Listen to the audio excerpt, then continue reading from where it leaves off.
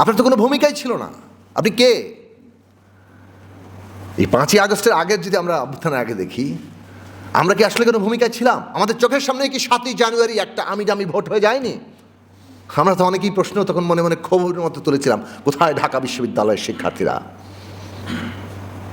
কোথায় বিভিন্ন বিশ্ববিদ্যালয়ের শিক্ষার্থীরা, কোথায় ছাত্র সমাজ, যে ছাত্র সমাজের এই লড়াইয়ের ধারায় আমরা আমাদেরও জন্ম হয়েছে, আমাদেরও বিকাশ ঘটেছে।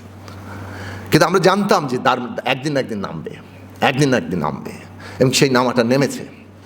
এবং যখন নেমেছে তখন ওরা টেকেনি। এই জন্য আমরা বহুবার বলেছি যে ইতিহাস সাক্ষী, আপনারা এটা চিরস্থায়ী করতে পারবেন না এবং আপনাদের পালানোরও জায়গা পাবেন না। বহু বক্তৃতা আপনারা দেখবেন, এইসব ইউটিউবে দেখা গেছে। এটা একটা হিস্টোরিক্যাল জায়গা থেকে কথাটা বলা হতো, স্রেফ কেবল আশাবাদ থেকে না।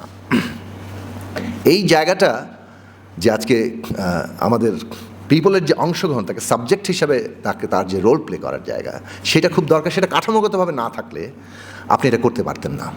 ফলে আমাদের প্রধান লক্ষ্যের জায়গা হয়েছে যে রাজনৈতিক ক্ষমতা ব্যবস্থা যে বন্দোবস্তে বিদ্যমান বন্দোবস্তে আছে, এটা সম্পূর্ণভাবে এককেন্দ্রিক। এই ক্ষমতা ব্যবস্থা একটা পেট্রন ক্লায়েন্ট ব্যবস্থার মধ্যে দিয়ে চলে। ওইখানে একটা রেন্ট সিকিং জায়গা তৈরি হয়। এই পেট্রন ক্লায়েন্ট রিলেশনশিপ এবং একটা বখরাজীবিতা ভাগবাটরাক আছে না, নিয়োগ বদলি বাণিজ্য এখন চলছে কি, সব তো এইসবই চলছে। কেন ছাত্রদের যে হিস্টোরিক্যাল উত্থানটা ঘটলো, সেই বিপ্লবী শক্তিটা সচিবালয় থেকে তহসিল অফিস পর্যন্ত গ্রামের এখন ভাগবাটরায় নিয়োজিত হয়ে পড়ল। এই স্ট্রাকচার ভাঙার যারা শক্তি হওয়ার কথা, তারা এই স্ট্রাকচারের মধ্যে ঢুকে পড়লেন এবং ভাগবাটরা নিতে ব্যস্ত হয়ে পড়লেন। পলিটিক্যাল ভুল সিদ্ধান্ত, ওই ক্ষমতায় যাওয়া এবং যেভাবে দল গঠন, পুরো প্রসেসটাকে করছে, সেটা একটা আলাদা আলোচনা। আমি ওই জায়গায় যাচ্ছি না, শুধু ইঙ্গিত দিয়ে রাখলাম যে আমরা আজকে যে জায়গায় দেখতে চাচ্ছি যে এই ক্ষমতা ব্যবস্থা যদি আপনি না বদলান, যেটা একটা পেট্রন ক্লায়েন্ট এবং এই বখরাজীবিতা তৈরি করে পুরো অর্থনীতির মধ্যে, তখন ক্ষমতাই হয়ে ওঠে ধন সম্পদ আহরণের প্রধান জায়গা।